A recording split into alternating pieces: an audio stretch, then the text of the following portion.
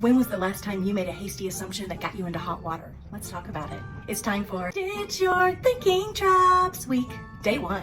Let's dig into today's topic, jumping to conclusions. This is a great place to start because it happens when we make an assumption about a person or a situation without the relevant data to do so, and we believe it to be true with absolute certainty. Here's an example. Your agent left you a voicemail saying that he wanted you to stop by the office for a quick chat.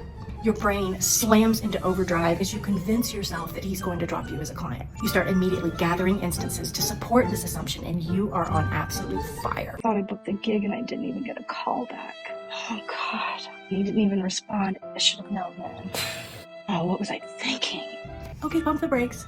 You're an expert at feeding your negativity bias because you are human. Okay, to be fair and more accurate, this is actually an example of jumping to conclusions and then catastrophizing. You could certainly jump to conclusions and go the other way.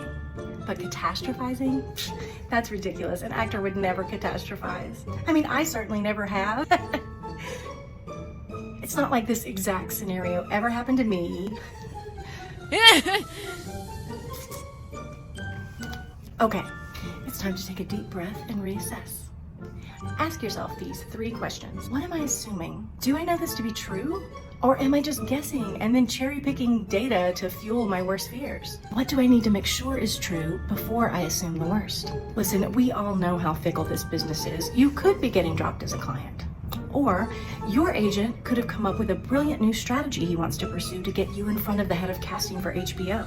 Or they may just want to see you because it's been a while and they want some FaceTime to reconnect. Look, if you assume the worst, you walk in with a defensive attitude, exuding negativity, and there's really no need to create a self-fulfilling prophecy and sabotage the relationship. Acknowledge that you don't have all of the facts, daydream about the outcome that you want to have. Intention really does make all the difference. And go into the meeting hopeful and collaborative. You know the outcome could be disappointing, but it could also be a key moment in your relationship that unlocks a deeper level of connection with your representation that changes everything for the better. The fact is, you just don't know yet. So make as much room for serendipity as you do for disaster. If anything, you'll have a much better experience of yourself in that situation. And that's really all you can be responsible for, right? Join us tomorrow for day 2 of Ditch Your Thinking Traps Week, where we'll be discussing one of my favorites, mind reading.